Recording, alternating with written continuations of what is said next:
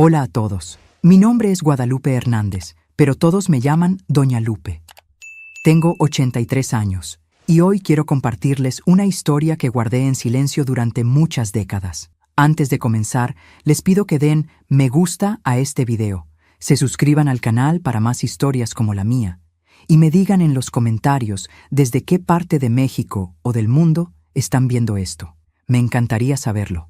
Nací en un pequeño pueblo de Michoacán en 1942. Mi infancia fue como la de muchas niñas de esa época, ayudando a mi mamá con las tortillas, cuidando a mis hermanos menores y soñando con el día de mi boda. En aquellos tiempos, para una mujer, casarse era el único camino. No había muchas opciones. Mi padre era un hombre estricto que creía que las mujeres debían aprender solo lo necesario para atender un hogar. Aunque la maestra del pueblo le insistió que yo tenía facilidad para los estudios, él me sacó de la escuela cuando apenas había terminado el 3er grado de primaria. ¿Para qué va a estudiar más si solo va a casarse y tener hijos?, le dijo a la maestra. Esas palabras quedaron grabadas en mi memoria como si las hubieran tallado con un cuchillo. Cuando cumplí 16 años, conocí a Roberto en la fiesta patronal del pueblo. Era guapo, trabajaba en la ciudad y tenía 24 años. Me quedé prendada de su sonrisa y de cómo hablaba de lugares que yo solo había imaginado.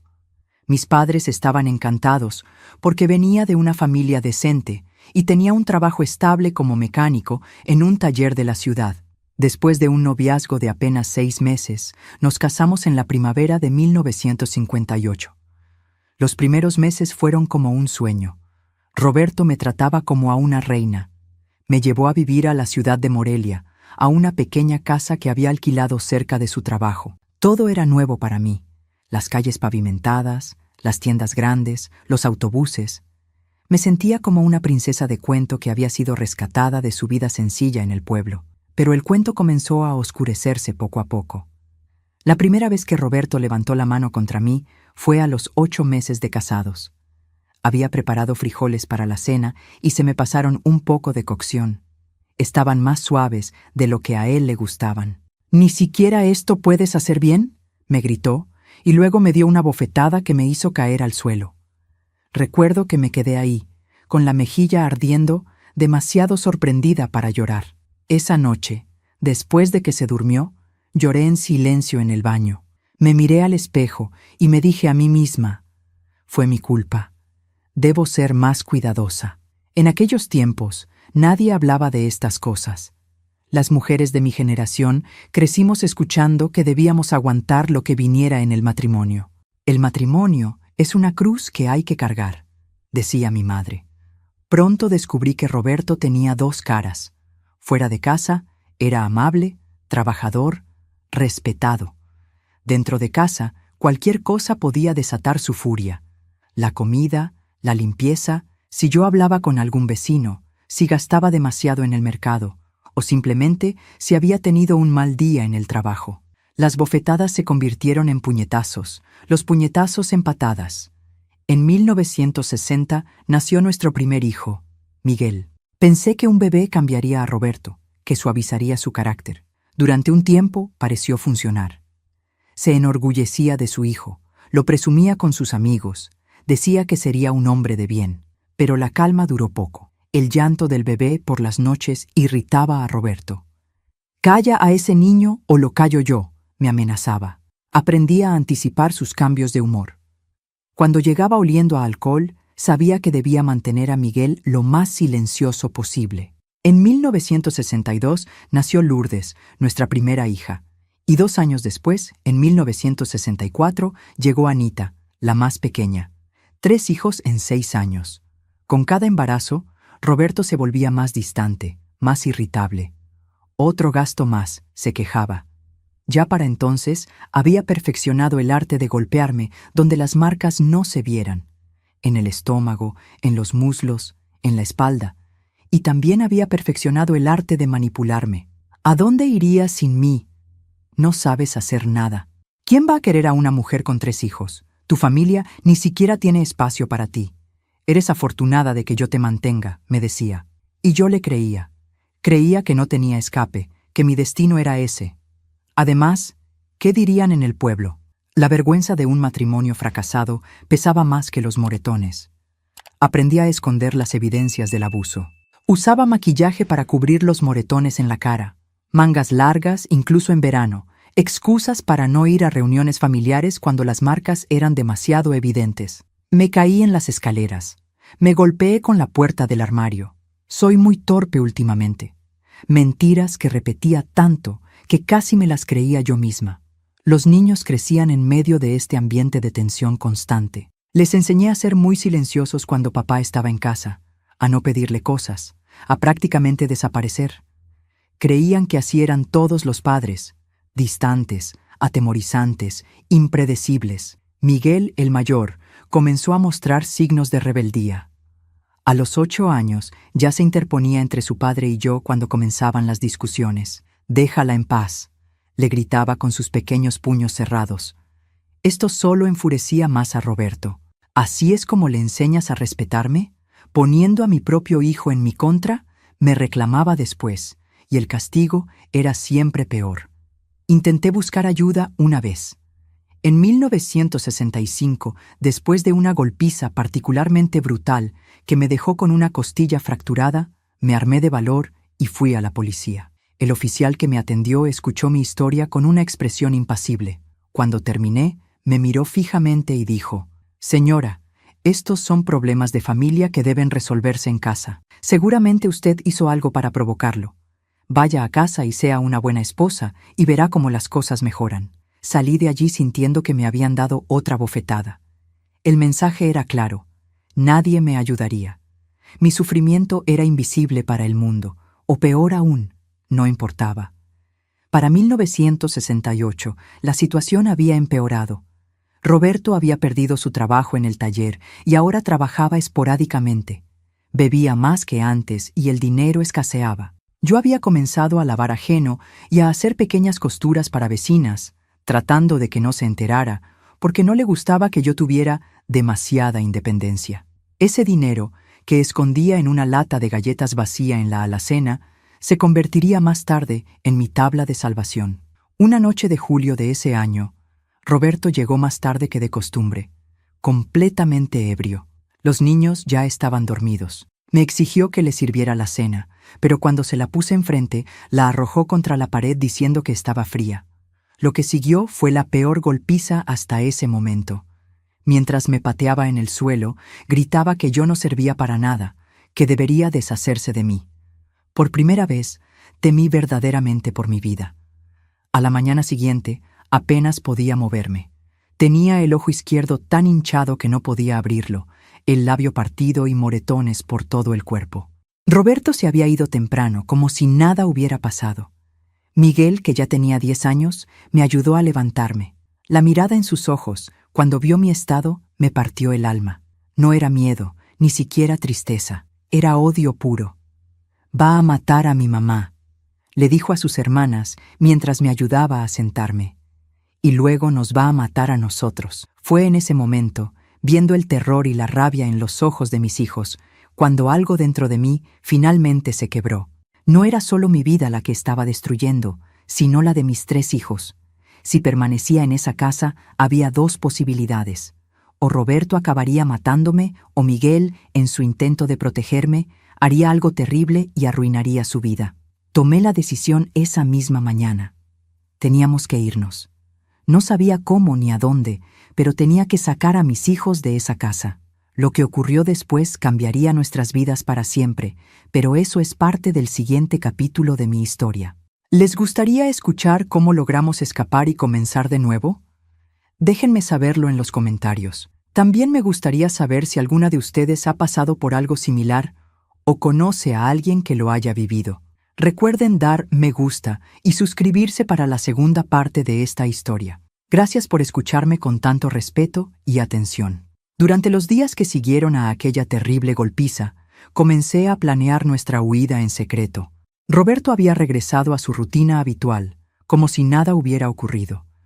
Yo me movía por la casa como un fantasma, ocultando mi dolor, fingiendo que todo estaba bien, mientras mi mente trabajaba sin descanso. Lo primero que hice fue contar el dinero que había logrado esconder en la lata de galletas. Eran 320 pesos, no mucho, pero tendría que ser suficiente.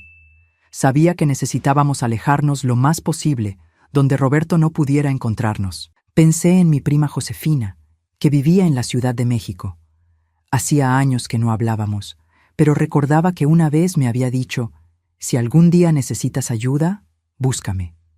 Nunca imaginé que llegaría a necesitar tanto esas palabras. El problema era cómo comunicarme con ella sin que Roberto se enterara. No teníamos teléfono en casa, y si iba a la central telefónica del pueblo, alguien podría verme y comentárselo. En esos días, los vecinos no se metían en problemas de pareja, pero sí servían de informantes involuntarios.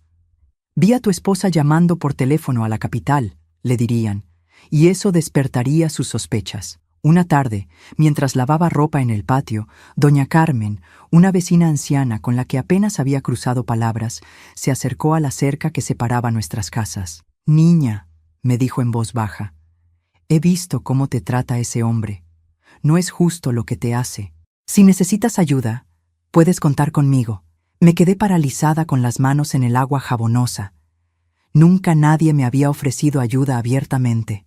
Las lágrimas comenzaron a correr por mis mejillas antes de que pudiera contenerlas. Doña Carmen simplemente esperó, con una mirada llena de comprensión que no necesitaba palabras. Esa misma tarde, mientras Roberto estaba en el trabajo, crucé a casa de doña Carmen. Le conté mi plan de escapar a la Ciudad de México con mis hijos. Sin dudarlo, me ofreció su teléfono para llamar a mi prima. Josefina respondió al tercer timbrazo. Su voz sonaba exactamente como la recordaba, cálida y enérgica. Cuando le expliqué mi situación, hubo un largo silencio al otro lado de la línea.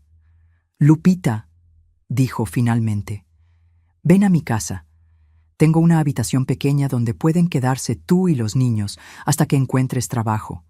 En la capital nadie los conoce. Podrán empezar de nuevo». Esas palabras fueron como agua en el desierto. Después de años sintiéndome atrapada, de pronto había una puerta abierta frente a mí. Planeamos la huida para el siguiente sábado, 10 de agosto. Roberto solía reunirse con sus amigos ese día para jugar cartas y beber. Generalmente no regresaba hasta la madrugada, lo que nos daría tiempo suficiente para tomar el autobús nocturno a la capital. Los días que siguieron fueron una tortura de nervios y miedo.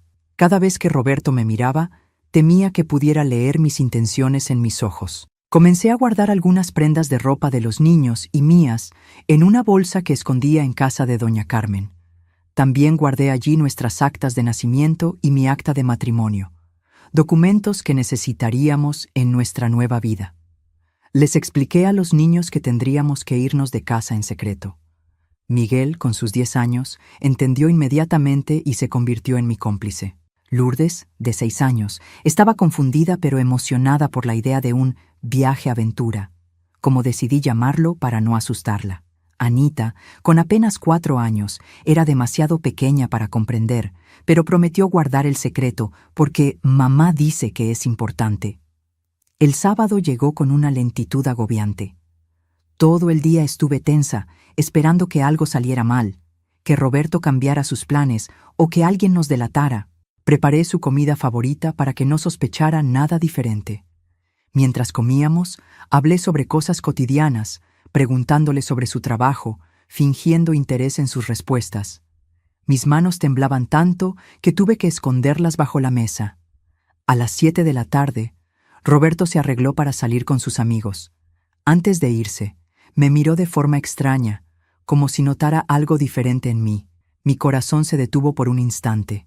«¿Qué te pasa? Estás rara», me dijo, entrecerrando los ojos. «Nada», respondí, forzando una sonrisa. «Solo estoy cansada. Anita ha estado inquieta por la noche». Pareció aceptar mi explicación. Se acercó y me dio un beso en la mejilla, un gesto inusual que me heló la sangre. ¿Sospechaba algo? ¿Era este un acto de manipulación más? «No me esperes despierta», dijo antes de cerrar la puerta. Esperé 10 minutos, contando cada segundo antes de poner en marcha nuestro plan. Los niños ya estaban vestidos con 2 capas de ropa, como les había indicado, para llevar lo máximo posible con nosotros. «¿Ya nos vamos, mamá?», preguntó Miguel, con una mezcla de miedo y determinación en su voz. «Sí, mi cielo. Recuerden, Caminaremos a casa de doña Carmen y de allí nos llevará su hijo Ramón a la estación de autobuses. En el camino, no hagan ruido. Si alguien nos ve y pregunta, vamos a visitar a la abuelita que está enferma. ¿Entendido? Los tres asintieron con solemnidad. Sus pequeños rostros mostraban una madurez impropia de su edad, fruto de años viviendo en un hogar donde el miedo era tan cotidiano como el aire que respirábamos. Tomé la bolsa que había preparado con algunas pertenencias esenciales. Un cambio de ropa para cada uno, un poco de comida para el viaje, una fotografía de mis padres, ya fallecidos, y el dinero que había ahorrado. Era todo lo que podíamos llevar de nuestra vida anterior. Justo cuando nos disponíamos a salir por la puerta trasera, escuchamos un ruido en la entrada principal. Mi corazón se detuvo. Los niños se quedaron inmóviles, con los ojos muy abiertos. Contuve la respiración, rezando en silencio. El ruido se repitió. Alguien estaba intentando abrir la puerta.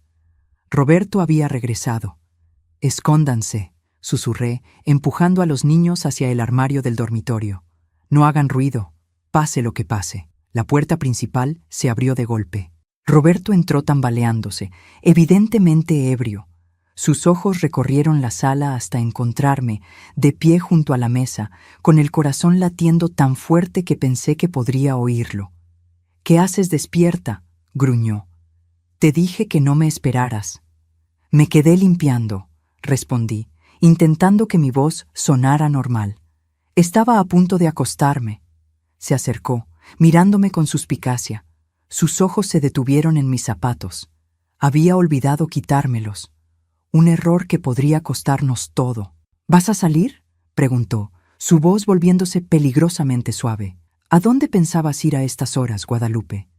«No, solo es que me duelen los pies y no me los quité al entrar», tartamudeé. No me creyó. Lo vi en sus ojos, en cómo se tensaba su mandíbula. Dio un paso hacia mí y yo instintivamente retrocedí. Mi espalda chocó contra la pared. Estaba atrapada. «¿Dónde están los niños?», preguntó mirando alrededor. «Deberían estar dormidos». Están en casa de doña Carmen», mentí desesperadamente.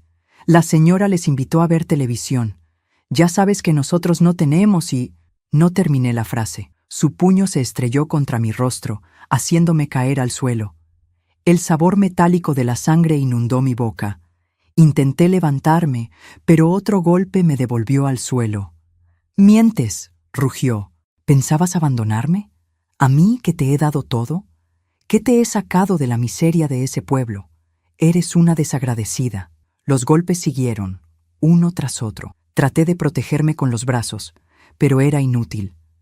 En algún momento, entre el dolor y el miedo, escuché un grito. No era mío. «Déjala en paz». Miguel había salido del armario y estaba de pie frente a su padre, con los puños apretados y los ojos llenos de lágrimas de rabia. Roberto se quedó inmóvil por un segundo, sorprendido por la audacia de su hijo. «¡Miguel, no!», grité, aterrorizada por lo que Roberto podría hacerle. Pero antes de que Roberto pudiera reaccionar, algo increíble sucedió. La puerta trasera se abrió de golpe y entraron 3 hombres. Eran Ramón, el hijo de doña Carmen, y 2 vecinos más que nunca había visto intervenir antes. «Ya basta, Roberto», dijo Ramón con voz firme. «Doña Carmen llamó a la policía. Vienen en camino. Es mejor que te vayas ahora mismo». Roberto miró a los hombres, luego a mí y finalmente a Miguel, que seguía de pie frente a él, temblando pero sin retroceder. «Esto no se va a quedar así», murmuró antes de empujar a uno de los hombres y salir corriendo por la puerta principal. Los siguientes minutos fueron confusos. Ramón me ayudó a levantarme mientras los otros hombres verificaban que Roberto se hubiera marchado. Lourdes y Anita salieron del armario llorando y corrieron a abrazarme. Miguel permanecía de pie, en shock, mirando la puerta por donde había desaparecido su padre. «Tenemos que irnos ahora», dijo Ramón. «Mi madre me contó todo. Los llevaré a la estación de autobuses antes de que regrese». No hubo tiempo para pensar. Recogimos rápidamente nuestras cosas y salimos de aquella casa para nunca más volver. El trayecto hasta la estación fue silencioso. Cada uno de nosotros procesando a su manera lo que acababa de ocurrir. En la estación, mientras esperábamos el autobús que nos llevaría a la Ciudad de México, Abracé a mis 3 hijos bajo la luz amarillenta de una farola. Todo va a estar bien ahora, les prometí, aunque no estaba segura de cómo cumpliría esa promesa. Vamos a estar juntos y vamos a ser felices. Nadie volverá a lastimarnos. El autobús llegó pasada la medianoche. Mientras subíamos, miré por última vez la ciudad que había sido mi prisión durante 12 años. En ese momento, a pesar del dolor físico, a pesar del miedo y la incertidumbre del futuro, sentí algo que no había experimentado en mucho tiempo: esperanza. Cuando el autobús arrancó, llevándonos hacia un destino incierto pero lejos de Roberto, supe que aquella noche de agosto de 1968 había cambiado nuestras vidas para siempre. Era el fin de una pesadilla y el comienzo de algo nuevo. No sería fácil, pero por primera vez en muchos años estábamos tomando control de nuestro destino. El autobús avanzaba por la carretera mientras mis hijos dormían, acurrucados unos contra otros en los asientos. Miguel, aún despierto, miraba por la ventana con ojos cansados pero vigilantes, como si temiera que su padre pudiera aparecer en cualquier momento. Yo sostenía a Anita en mis brazos, sintiendo su respiración tranquila contra mi pecho. Mi labio partido punzaba y el ojo comenzaba a hincharse, pero el dolor físico parecía insignificante comparado con la tormenta de emociones que me invadía. Miedo, alivio, culpa, esperanza, todas mezcladas en un torbellino confuso. ¿Estás bien, mamá?, susurró Miguel, apartando la mirada de la ventana. Solo tenía 10 años, pero sus ojos reflejaban la madurez de alguien mucho mayor. Sí, mi cielo, respondí, intentando sonreír a pesar del dolor. Gracias por defenderme hoy. Fuiste muy valiente, pero prométeme que nunca más te pondrás en peligro así. Asintió solemnemente, pero ambos sabíamos que era una promesa que no podía cumplir. Miguel había dejado de ser un niño el día que vio a su padre golpearme por primera vez. Llegamos a la Ciudad de México al amanecer del domingo. Nunca olvidaré esa primera impresión. El cielo grisáceo, los edificios más altos que había visto jamás, el ruido ensordecedor, la multitud de gente moviéndose en todas direcciones. Era como aterrizar en otro planeta. Yo, una mujer de pueblo con apenas 3er grado de primaria, 3 niños somnolientos y una bolsa con nuestras pocas pertenencias, en medio del caos de la terminal de autobuses del norte. Busqué un teléfono público para llamar a Josefina. Mis manos temblaban tanto que apenas podía sostener el auricular. ¿Y si había cambiado de opinión? ¿Y si no venía? ¿Qué haríamos entonces? ¿Diga? La voz de Josefina sonó al otro lado de la línea. Josefina, soy Lupe. Estamos aquí, en la terminal. Hubo una pausa que me pareció eterna. Quédate donde estás. Llego en 1 hora, respondió finalmente. Esa hora fue una de las más largas de mi vida. Los niños estaban hambrientos y asustados. Yo trataba de mantener la compostura. Pero la realidad de nuestra situación comenzaba a asentarse. Había abandonado todo lo conocido, sin trabajo, sin dinero suficiente, con 3 bocas que alimentar. ¿Había cometido un error? ¿Sería capaz de proteger a mis hijos en esta ciudad inmensa y despiadada? Josefina apareció exactamente 1 hora después, tal como había prometido. La reconocí al instante, aunque habían pasado años desde la última vez que nos vimos. Se detuvo en seco cuando vio mi rostro magullado, y sus ojos se llenaron de lágrimas. Sin decir palabra, me abrazó con fuerza, y en ese momento, todas las emociones contenidas durante el viaje estallaron. Lloré como no había llorado en años, con sollozos que nacían desde lo más profundo de mi ser. «Ya pasó, prima», me susurró al oído. «Ahora están a salvo». El apartamento de Josefina estaba en Tepito, un barrio popular del centro de la ciudad. Era pequeño, apenas 2 habitaciones, una cocina diminuta y un baño que compartía con otros inquilinos. Pero para nosotros, después de la vida que habíamos dejado atrás, parecía un palacio. «Es temporal», nos explicó mientras nos mostraba la habitación donde dormiríamos los 4. «Estoy segura de que pronto encontrarás trabajo y podrás rentar algo para ti y los niños». Esa primera noche en la Ciudad de México, acostada en un colchón en el suelo con mis 3 hijos apretados contra mí, me permití soñar por primera vez en muchos años. Soñé con un futuro donde mis hijos pudieran crecer sin miedo, donde yo pudiera mirarme al espejo sin vergüenza, donde pudiéramos vivir con dignidad. La mañana siguiente comenzó la verdadera lucha. Lo primero era encontrar una escuela para los niños.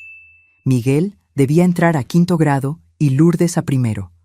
Anita aún era muy pequeña para la escuela, pero necesitaríamos a alguien que la cuidara mientras yo trabajaba, porque tenía que trabajar, de eso no había duda. Josefina, que era costurera en un pequeño taller, habló con su jefa, doña Matilde. Era una mujer mayor, viuda, que había construido su negocio desde cero después de quedarse sola con 4 hijos. «Lupe», me dijo cuando fui a verla al taller, «no puedo ofrecerte mucho dinero, pero puedes traer a tu niña pequeña contigo. Tengo un rincón en la trastienda donde puede jugar mientras trabajas». Acepté de inmediato. El trabajo consistía en coser botones y hacer dobladillos, tareas sencillas que incluso con mi limitada experiencia podía realizar.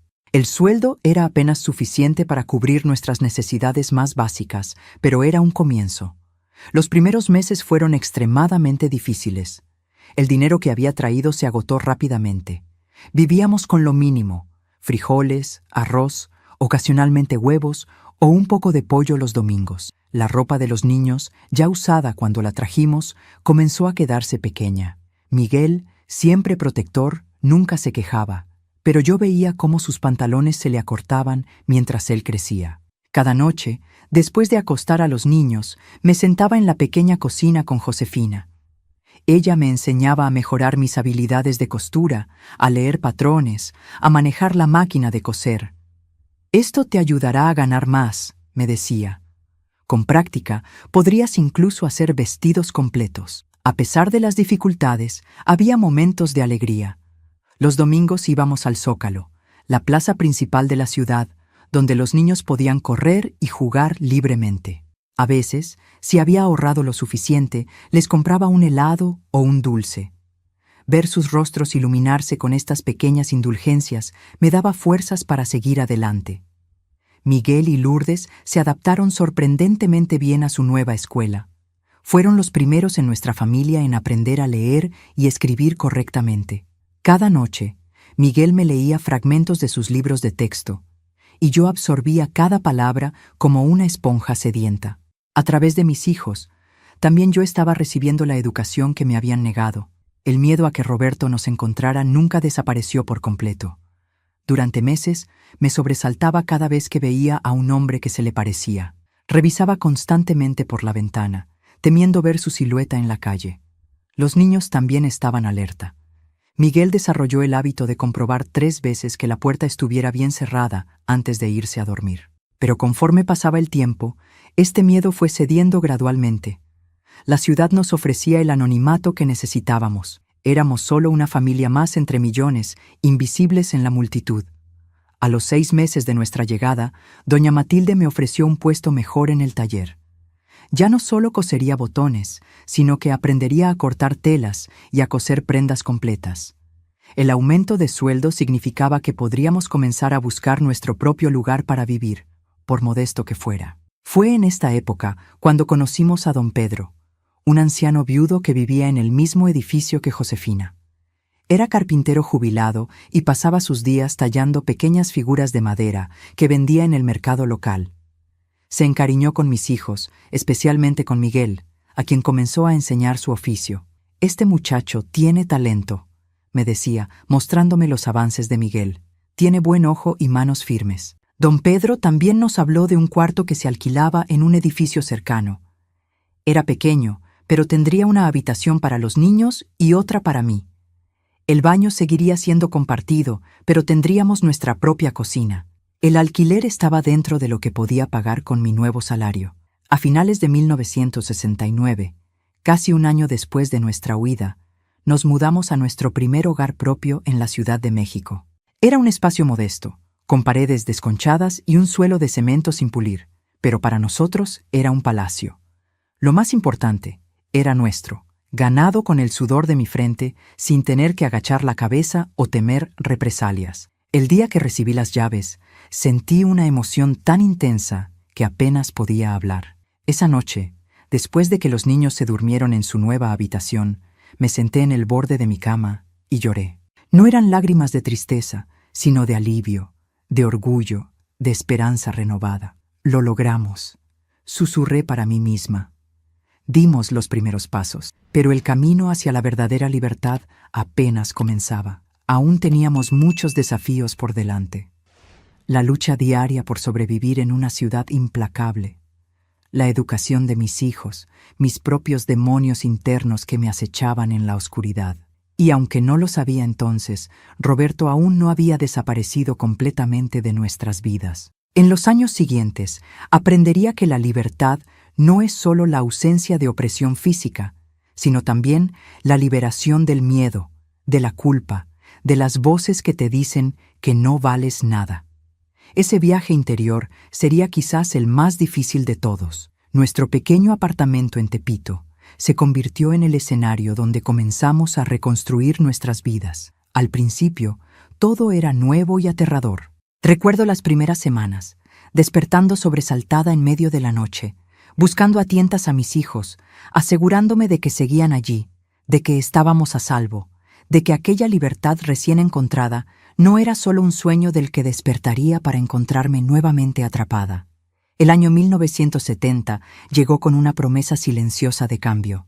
Ya llevábamos poco más de un año en la Ciudad de México, y aunque aún vivíamos con lo justo, había logrado establecer una rutina que nos daba estabilidad.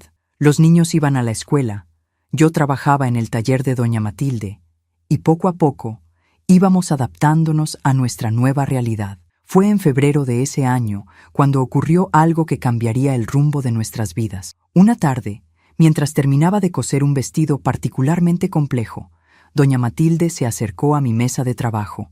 Observó en silencio por varios minutos antes de hablar. «Tienes buenas manos, Lupe», dijo finalmente, «y aprendes rápido.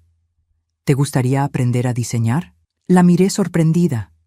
En mi mente, el diseño era algo reservado para personas con estudios, con talento, con un tipo de educación que yo jamás tuve. «Pero, doña Matilde, yo apenas sé leer y escribir bien», respondí, bajando la mirada hacia mis manos callosas. «Para esto no necesitas diplomas», respondió ella con firmeza. «Necesitas visión, paciencia y ganas de aprender. Y eso, Lupe, tú lo tienes de sobra». Así comenzó mi aprendizaje formal en el diseño y confección de ropa. Cada noche, después de acostar a los niños, me quedaba una hora extra en el taller. Doña Matilde me enseñaba a tomar medidas, a crear patrones, a entender cómo las diferentes telas se comportaban, cómo los colores y texturas podían combinarse para crear algo hermoso. Al principio, mis creaciones eran simples, incluso toscas. Recuerdo mi primer vestido completo. Un sencillo vestido para niña con un pequeño detalle bordado en el cuello. Cuando lo terminé, tenía tantos defectos que pensé en deshacerlo y empezar de nuevo, pero doña Matilde no me lo permitió. «Los errores son tus mejores maestros», me dijo. «Guarda este vestido. En un año, cuando veas cuánto has mejorado, entenderás por qué». Tenía razón.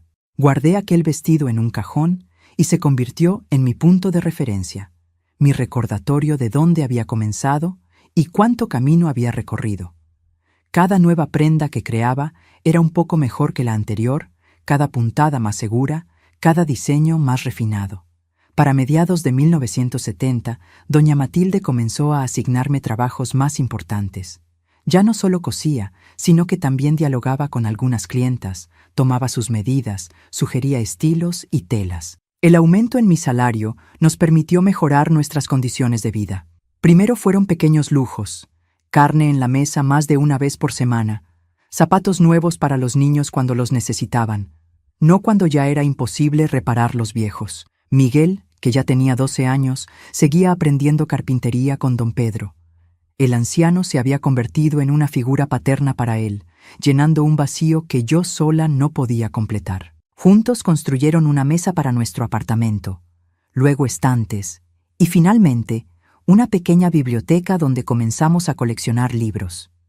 Libros usados, comprados con monedas en los puestos callejeros, pero que para nosotros eran tesoros invaluables. Lourdes, con 8 años, mostraba un talento especial para los números. Su maestra me comentó que podría tener futuro en algo relacionado con las matemáticas. «Necesita estimulación», me dijo. Libros, problemas que resolver, retos. Era un consejo bien intencionado, pero ¿cómo podía yo, con mi educación limitada, proporcionarle lo que necesitaba? La respuesta llegó de la forma más inesperada. Una de las clientas del taller, doña Elena, era profesora universitaria.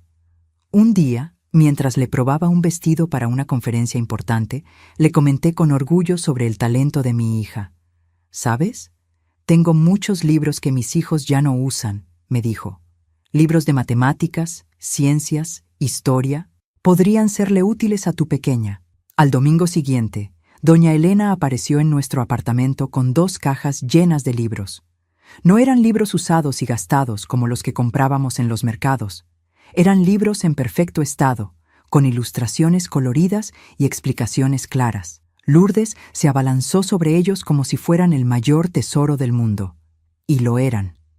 También conozco un programa de becas para niños talentosos, añadió doña Elena antes de marcharse. Podría recomendarla cuando sea un poco mayor. Aquella visita sembró una semilla de esperanza. Por primera vez, comencé a visualizar para mis hijos un futuro diferente al mío. Un futuro donde la educación abriría puertas que para mí siempre estuvieron cerradas. Anita, mi pequeña de 6 años, era la más adaptable de los 3. Creciendo en la ciudad, apenas recordaba nuestra vida anterior. Para ella, el mundo siempre había sido así. Nuestra casita en Tepito, el taller de doña Matilde donde jugaba entre retazos de tela, su hermano mayor que la protegía fieramente y su hermana que le enseñaba a leer antes incluso de que empezara la escuela. El año 1971 trajo consigo nuevos desafíos y oportunidades. Doña Matilde decidió expandir su negocio y abrir un pequeño local en una zona más céntrica de la ciudad. Me ofreció el puesto de encargada del taller original. Ya conoces el funcionamiento mejor que nadie, me dijo. Confío en tu criterio y en tu trabajo. Las clientas te respetan. Acepté con una mezcla de terror y emoción. Por primera vez en mi vida, alguien confiaba en mí para liderar, para tomar decisiones importantes. El nuevo puesto significaba más responsabilidad, pero también más dinero, y sobre todo, un reconocimiento a mi esfuerzo y dedicación. Fue entonces cuando tomé una decisión que cambiaría mi vida. Me inscribí en clases nocturnas para adultos. 3 veces por semana, después de cerrar el taller, iba a una escuela cercana donde enseñaban a leer, escribir y conocimientos básicos de matemáticas a personas que, como yo, no habían tenido la oportunidad de estudiar en su juventud. Miguel, que ya era casi un adolescente, se quedaba a cargo de sus hermanas esas noches. «Ve tranquila, mamá», me decía con esa madurez que siempre me sorprendía. «Nosotros estaremos bien». Las primeras clases fueron humillantes. Me sentía torpe, lenta, incapaz de seguir el ritmo de los demás. Muchas noches regresaba a casa llorando silenciosamente para que mis hijos no me vieran, pero persistí. Cada nueva palabra que aprendía a leer correctamente, cada problema matemático que lograba resolver, era una pequeña victoria contra el pasado, contra Roberto, contra todos los que me habían hecho creer que no valía nada. A finales de 1971, ocurrió algo que nos puso nuevamente a prueba. Una tarde, mientras atendía a una clienta en el taller, vi una figura familiar pasar por la calle frente a la ventana. Mi sangre se heló. Era Roberto. No sé cómo nos había encontrado, si fue coincidencia o si había estado buscándonos todo este tiempo. Lo que sí sé es que el terror que sentí en ese momento fue tan intenso como el día que escapamos. Mis manos temblaban tanto que tuve que excusarme con la clienta y retirarme a la trastienda. Esa noche reuní a mis hijos y les conté lo que había visto. Miguel inmediatamente se puso en alerta. «No dejaré que se acerque a ustedes», declaró, con los puños apretados. «No, hijo», le dije firmemente. «Esta vez no vamos a huir ni a enfrentarlo directamente. Vamos a hacer las cosas de manera diferente». Al día siguiente, visité una oficina de servicios legales para personas de bajos recursos. Recuerdo la sensación de intimidación al entrar en aquel edificio oficial, con sus pasillos largos y personas de traje que parecían saber exactamente a dónde iban y qué hacían. Yo, con mi vestido sencillo y mi español vacilante, me sentía completamente fuera de lugar. Me atendió una abogada joven, la licenciada Ramírez. Le conté mi historia, mostrándole mi acta de matrimonio y las actas de nacimiento de mis hijos. Le hablé del abuso, de nuestra huida, de la vida que habíamos construido en los últimos años. ¿Tienes pruebas del maltrato?, me preguntó. Solo mis cicatrices, respondí, y el testimonio de mis hijos. La licenciada Ramírez me explicó que podía solicitar el divorcio por la causal de violencia intrafamiliar y también una orden de restricción que impediría a Roberto acercarse a nosotros. El proceso sería largo y posiblemente doloroso, pero por primera vez sentí que tenía una opción diferente a simplemente huir o soportar. Durante los meses siguientes, viví con el miedo constante de encontrármelo nuevamente. Cambiamos nuestras rutinas. Los niños nunca iban solos a ninguna parte, y yo siempre estaba alerta. Pero también seguí adelante con el proceso legal, asistiendo a cada cita, firmando cada documento, testificando sobre años de abuso que había mantenido en silencio. En abril de 1972 recibí la notificación oficial. El divorcio había sido concedido y Roberto tenía prohibido acercarse a mí o a mis hijos. En el papel, éramos finalmente libres. Aunque sabía que un documento legal no nos protegería completamente si él decidía ignorarlo, sentía que había ganado una batalla importante. Ya no era la mujer asustada que había huido en medio de la noche. Era una mujer que había utilizado la ley, el sistema, para defenderse a sí misma y a sus hijos. Esa noche, celebramos con una pequeña fiesta en nuestro apartamento. Hice un pastel, algo que solo hacíamos en los cumpleaños. Josefina, doña Matilde, don Pedro y algunos vecinos que se habían convertido en amigos se reunieron con nosotros. Era nuestra forma de marcar un nuevo comienzo, de cerrar definitivamente un capítulo doloroso. Mientras observaba a mis hijos reír y jugar, pensé en lo lejos que habíamos llegado. De aquella mujer golpeada y asustada quedaba poco. En su lugar había surgido alguien que apenas comenzaba a reconocer cuando me miraba al espejo. Una mujer que trabajaba, que estudiaba, que tomaba decisiones, que protegía a su familia no solo con amor, sino también con determinación y coraje. El camino no había sido fácil y sabía que aún quedaban muchos desafíos por delante, pero habíamos demostrado algo fundamental, que era posible reconstruir una vida desde cero, que las cicatrices, tanto las visibles como las invisibles, podían sanar, y que el miedo, aunque nunca desaparece completamente, puede transformarse en cautela y finalmente en sabiduría. Los años que siguieron a nuestro divorcio oficial fueron de crecimiento constante. Recuerdo el año 1973 como un punto de inflexión en mi vida. Ya habíamos conseguido cierta estabilidad económica y emocional. Miguel, con 15 años, ya no era un niño, sino un joven serio y responsable que dividía su tiempo entre la escuela secundaria y el trabajo como aprendiz en un taller de carpintería más grande, donde don Pedro lo había recomendado. Lourdes, de 11 años, había obtenido una beca para estudiar en una escuela mejor gracias a sus excelentes calificaciones, especialmente en matemáticas. Y Anita, mi pequeña de 9 años, crecía feliz y despreocupada, como debería ser la infancia de cualquier niño. En cuanto a mí, había asumido completamente la dirección del taller de doña Matilde en Tepito. Ella se concentraba ahora en su nueva tienda en Polanco, una zona más exclusiva de la ciudad, y confiaba totalmente en mi criterio para manejar el negocio original. Seguía estudiando por las noches y, para mi inmensa satisfacción, había logrado obtener mi certificado de primaria. Ahora estaba inscrita en un programa para adultos para completar la secundaria. Fue en una de esas clases nocturnas donde conocí a Carmela. Era una mujer de aproximadamente mi edad, con una mirada triste y apagada que me resultaba dolorosamente familiar. Durante las pausas, siempre se sentaba sola, evitando el contacto con los demás. Una noche, noté que tenía un moretón en la muñeca que intentaba ocultar con un rebozo. Me acerqué a ella con cautela. Sabía perfectamente lo que se siente cuando alguien señala las marcas que intentas esconder. «Me llamo Guadalupe», le dije simplemente, sentándome a su lado. «Si alguna vez necesitas hablar con alguien, estoy aquí». Carmela me miró con una mezcla de sorpresa y miedo. No respondió, pero al día siguiente se sentó junto a mí en clase. Pasaron 2 semanas antes de que finalmente se abriera. Cuando lo hizo, fue como escuchar mi propia historia. Un marido violento, 2 hijos pequeños, la vergüenza, el miedo, la sensación de estar atrapada.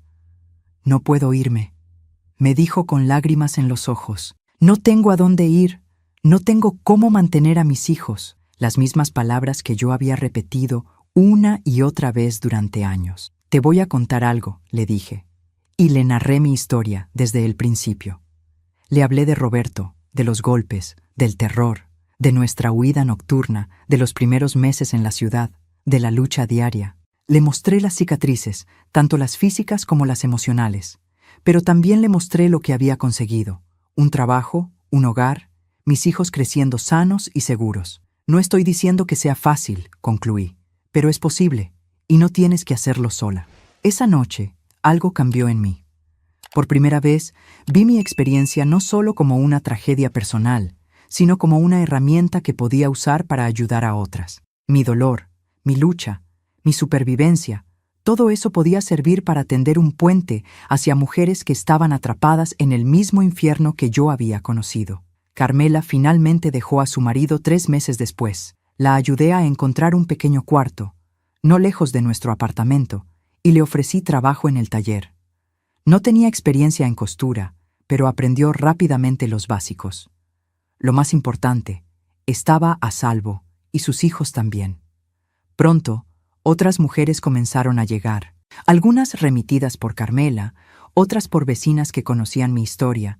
Algunas simplemente aparecían en el taller con la mirada baja y la esperanza casi extinguida, preguntando por la señora que ayuda. No todas estaban listas para dar el paso. Muchas solo venían a hablar, a escuchar, quizás a considerar la posibilidad de una vida diferente. Yo nunca presionaba. Sabía mejor que nadie que esa decisión tenía que nacer desde dentro. En 1974 sucedió algo inesperado. La licenciada Ramírez, la abogada que me había ayudado con mi divorcio, me contactó. Estaba trabajando con una organización nueva que buscaba brindar apoyo legal y psicológico a mujeres víctimas de violencia doméstica. «Necesitamos personas como tú», me dijo. «Alguien que haya vivido la experiencia, que pueda hablar con estas mujeres de igual a igual». Al principio, la idea me pareció absurda. Yo, una mujer con educación primaria apenas terminada, trabajando junto a abogadas y psicólogas. Pero la licenciada Ramírez insistió. «Tu experiencia es tan valiosa como nuestros títulos», me aseguró. Quizás más. Acepté trabajar con ellas los sábados por la mañana. Mi papel era sencillo: hablar con las mujeres que llegaban buscando ayuda, compartir mi historia si era apropiado, mostrarles que había un después, un camino hacia adelante. No era un trabajo remunerado, pero me daba algo más valioso que el dinero: un propósito. Para 1975, el pequeño grupo con el que colaboraba había crecido. Lo que comenzó como unas pocas profesionistas ofreciendo su tiempo libre se había convertido en una organización más estructurada, con un espacio propio en una casa antigua del centro. La llamamos Casa Esperanza. No era un refugio propiamente dicho, eso vendría años después, sino un lugar donde las mujeres podían recibir orientación legal, apoyo emocional y, en muchos casos, simplemente un lugar seguro para romper el silencio. Mis hijos, ya adolescentes, apoyaban completamente mi trabajo en Casa Esperanza. Miguel a menudo ayudaba con reparaciones en el lugar. Lourdes organizaba actividades para los niños que venían con sus madres. Y Anita, siempre sociable, hacía que las mujeres se sintieran bienvenidas. Ellos entendían, mejor que nadie, la importancia de lo que hacíamos. Uno de los momentos más impactantes para mí ocurrió en el verano de 1976. Una tarde, mientras estaba en Casa Esperanza, llegó una mujer joven con un bebé en brazos y una niña pequeña aferrada a su falda. Tenía el rostro desfigurado por los golpes, tan hinchado que apenas podía hablar. Me recordó tanto a mí misma aquella mañana después de la última golpiza de Roberto, que sentí como si estuviera mirando a través del tiempo. Su nombre era Teresa y su historia era particularmente brutal. Su esposo, un hombre con conexiones en la policía local, La había mantenido prácticamente prisionera durante años.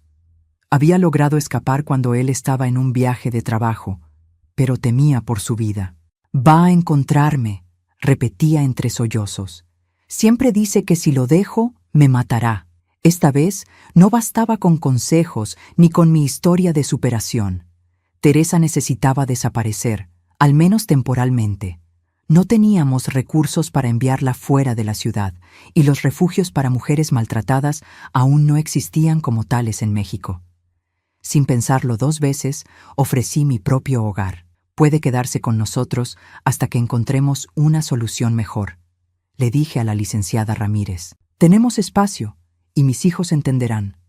Y así fue como Teresa y sus 2 pequeños se convirtieron en parte de nuestra familia durante casi 3 meses. Dormían en la habitación de Lourdes, quien generosamente se trasladó al sofá de la sala. Durante el día, mientras yo trabajaba en el taller, Teresa cuidaba la casa y sus heridas, tanto físicas como emocionales, comenzaban lentamente a sanar. Una tarde, Miguel llegó a casa visiblemente agitado. «Mamá», me dijo en cuanto estuvimos a solas, «hay un hombre que ha estado preguntando por Teresa en el barrio. Tiene pinta de policía». El miedo que sentí fue tan intenso como cuando vi a Roberto pasar frente al taller años atrás.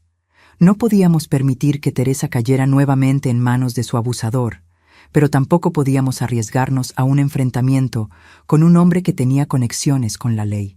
Esa noche, tuvimos una reunión de emergencia en Casa Esperanza. La licenciada Ramírez llamó a todos sus contactos. Al amanecer, teníamos un plan.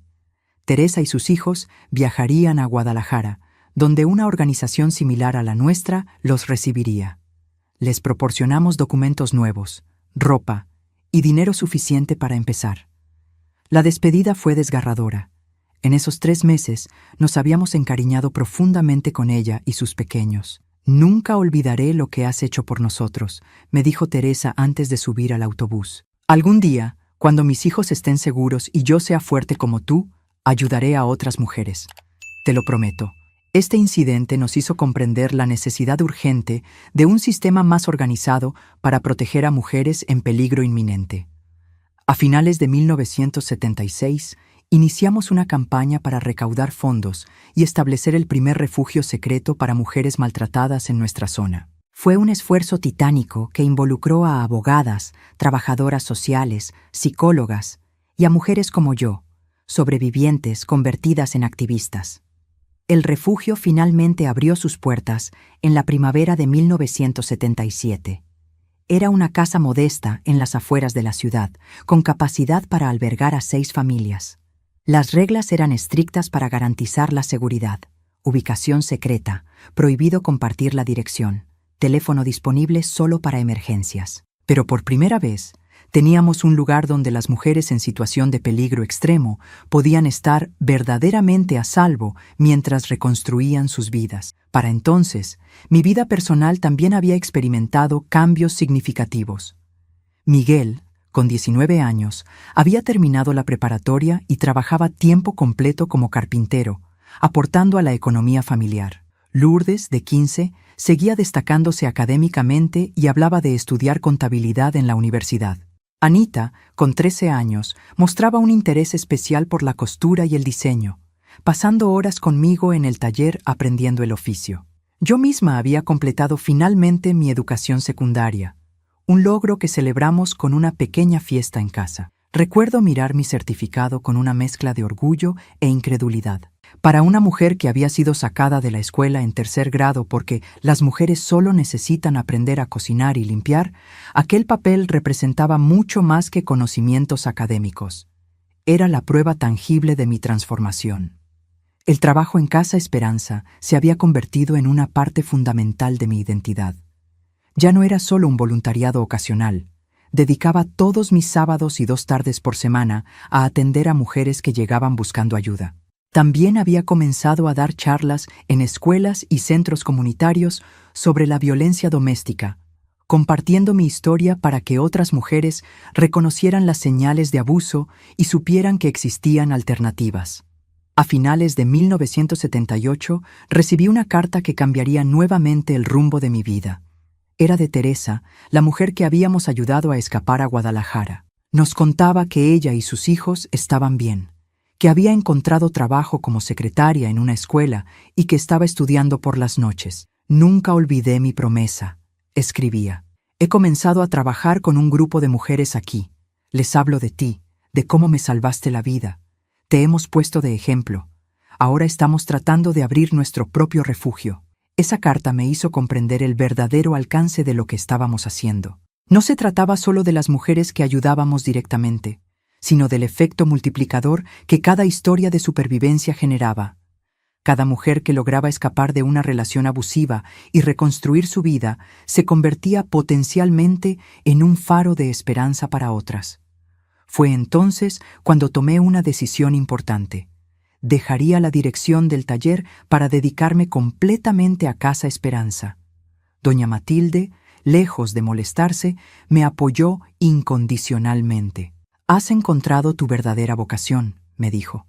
Además, Anita está casi lista para tomar tu lugar aquí.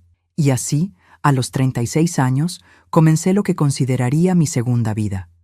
Una vida dedicada a transformar mi experiencia dolorosa en una herramienta de cambio, no solo para mí y mis hijos, sino para cientos de mujeres que, como yo, merecían una oportunidad de vivir sin miedo, de descubrir su propia fortaleza, de sanar sus cicatrices invisibles. Los años siguientes fueron de intenso trabajo y aprendizaje continuo. Amplié mis conocimientos sobre leyes, psicología, trabajo social. No buscaba títulos universitarios, pero absorbía cada información que pudiera ayudarme a ser más efectiva en mi labor. Las abogadas y psicólogas con las que trabajaba se convirtieron en mis maestras, y yo, a mi vez, les enseñaba lo que ningún libro podía explicarles: la realidad vivida del abuso, el miedo, la culpa, la vergüenza y, finalmente, la liberación. Hoy les he compartido una parte dolorosa pero también hermosa de mi vida. Una historia que comenzó en el miedo y terminó en la esperanza. Quiero agradecer desde el fondo de mi corazón a todos ustedes que me han acompañado hasta el final de este relato. Mis cicatrices invisibles, que una vez fueron marcas de dolor, se transformaron en símbolos de fortaleza que me permitieron ayudar a cientos de mujeres a lo largo de los años. Mis hijos crecieron siendo personas compasivas y valientes, y Casa Esperanza sigue funcionando hasta hoy, ahora dirigida por jóvenes que continúan nuestra misión. Si mi historia ha tocado su corazón, si les ha dado esperanza o les ha hecho reflexionar, por favor den me gusta a este video. Sus comentarios son muy importantes para mí. Me encantaría saber qué parte de mi experiencia resonó con ustedes, o si conocen historias similares de superación. No olviden suscribirse al canal para conocer más testimonios como el mío, historias reales que quizás puedan iluminar el camino de alguien que lo necesita. Recuerden compartir este video con quienes crean que podría necesitarlo. Como siempre digo a las mujeres que vienen a Casa Esperanza, ninguna cicatriz, visible o invisible, define quiénes somos. Lo que nos define es la fortaleza para sanar y seguir adelante. Gracias por escucharme. Gracias por su tiempo. Y recuerden, siempre hay esperanza después de la tormenta.